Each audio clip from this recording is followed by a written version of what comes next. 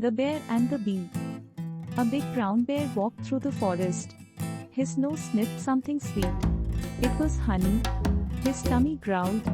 He followed the smell and found a beehive hanging from a tree. Golden honey dripped from the hive. The bear's mouth watered. He stood on his back legs and reached up with his big paw. He swiped at the hive. A little bee flew out. She buzzed around the bear's nose. But the bear was too hungry to stop. He hit the hive again. Crack! The hive broke. A cloud of bees rushed out. They buzzed loudly and stung the bear's fur. The bear yelped. He ran as fast as he could. He jumped into the river. The cool water made his stings feel better. The bees went back to their hive. The bear sat in the water, sad and sore. He had wanted honey, but now he had nothing. He learned an important lesson. Always seek permission before touching anyone else's belongings.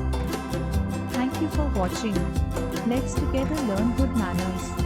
Subscribe for more such fun and interesting videos.